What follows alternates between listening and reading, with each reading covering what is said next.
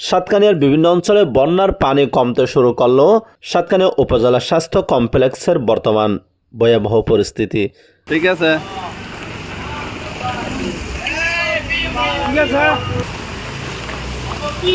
কোমর পর্যন্ত পানিতে ভিজিট করেছেন মাননীয় সংসদ সদস্য। পানি একটু কমলেও আপনাদের এই যে সাতকানিয়া উপজেলা স্বাস্থ্য কমপ্লেক্সের মধ্যে এখনো পর্যন্ত পানির নিচে ডুবা, তো আপনারা কার্যক্রম কিভাবে চালাচ্ছেন? ধন্যবাদ। আমি ডাক্তার অমিত দে বলছি, ইউএনএফপিও সাতকানিয়া উপজেলা। আপনারা হয়তো দেখছেন পরিস্থিতি আসলে গত কয়েকদিনের ভারী বর্ষণে আমাদের কিন্তু সাতকানিয়ার বিভিন্ন ইউনিয়ন কিন্তু প্লাবিত হয়েছে। কিন্তু আমাদের স্বাস্থ্য কমপ্লেক্স, যেটা আমাদের এই এলাকার জনগণের একটি প্রধান আবাসস্থল, সেটি কিন্তু নিজেই কিন্তু একটি দুর্গত অবস্থায় আছেন। আপনারা তো দেখেছেন আমাদের যে মেইন রোড থেকে কিন্তু আমাদের যে প্রবেশ রোডটা কিন্তু অনেক কিন্তু নিচু, প্রায় কিন্তু 2 থেকে 2.5 ফিট কিন্তু নিচু। সে কারণে দেখা যাচ্ছে যে আমাদের রাস্তার পানি কমে গেলেও কিন্তু আমাদের কিন্তু হাসপাতালের করিডোরের পানি কিন্তু কমেনি। আমাদের গত পরশু থেকে কিন্তু আমরা কিন্তু পানি বন্দি অবস্থাতেই আছি। আপনারা পরিস্থিতি দেখতে পাচ্ছেন, আমাদের এখানে রোগীরা কিন্তু অনেকাংশে কিন্তু আসতে পারছেন শুধুমাত্র পানির সমস্যার জন্য। কোনো প্লাস্টিকের বোর্ড বা অন্য কোনো যদি মাধ্যমে যদি করে দেওয়া যেত, তাহলে হয়তো রোগীদের একটু লাঘব হতো। উনি আমাদেরকে আশ্বাস দিয়েছেন উনি যত তাড়াতাড়ি সম্ভব উনি এটা একটা ব্যবস্থা নেবেন বলেছেন। আপাতত আসলে রোগীদেরকে খুব কষ্ট হচ্ছে। আমাদের অলরেডি কিন্তু 28 জনের মতো রোগী কিন্তু ভর্তি আছেন। অনেকে কিন্তু দেখা যাচ্ছে সুস্থ হলেও কিন্তু তারা কিন্তু পানির জন্য কিন্তু তাদেরকে আমরা রিলিজ দিতে পারছেন, তারা যেতে পারছেন এবং নতুন রোগীও কিন্তু আসতে পারছেন না। এই বিষয়ে আমরা কিন্তু ঊর্ধ্বতন কর্তৃপক্ষকে আমরা জানিয়েছি। আমাদের নতুন ভবন যদি সংস্কার কাজ হয় বা যদি নতুন ভবন কাজ করে, এখন জানেন সরকার এখন সকল স্বাস্থ্য কমপ্লেক্সে 100 উন্নতিকরণ একটা প্রকল্প গ্রহণ করেছেন। সেক্ষেত্রে কিন্তু আমাদের হয়তো নতুন ভবনের একটা কাজ হতে পারে। আমরা কিন্তু গণপূর্ত অধিদপ্তর এটার তদারক করছেন।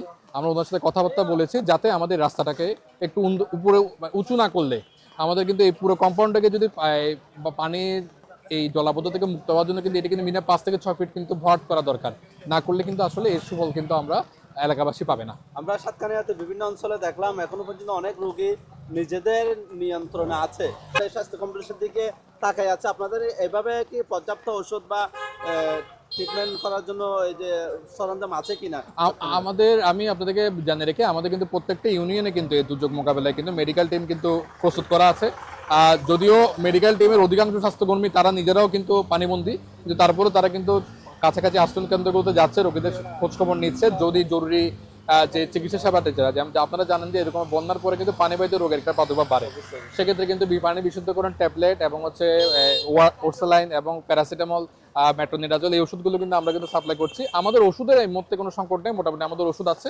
শুধু আমাদের যদি পানিটা যদি একটু কমে আসে তাহলে হয়তো আমরা আরো ভালো সেবা দিতে পারবো বলে আমরা আশাবাদ ব্যক্ত করছি। নলোয়া, তারপর হচ্ছে যে গাটকেরাঙ্গা, এই যে এউচিয়া নিম্নাঞ্চল, সেখানে খুবই নাজুক অবস্থার মধ্যে বর্তমান পরিস্থিতি।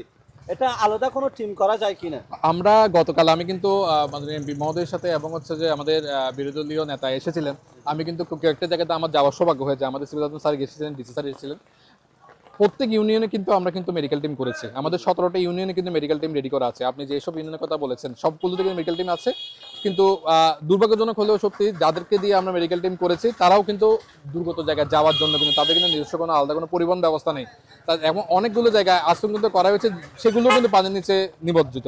সে কারণে আমাদের কিন্তু মেডিকেল টিম পৌঁছতে একটু কষ্টকর হচ্ছে। তারপরে আমরা চেষ্টা চালিয়ে যাচ্ছি। আমি নিজেও এখন বের হচ্ছি, এইসব জায়গাতে আমি যাওয়ার চেষ্টা করব।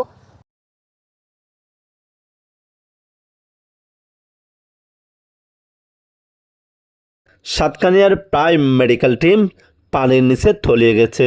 চিকিৎসা সরঞ্জাম থাকলেও ব্যাহত হচ্ছে রোগীর সেবা।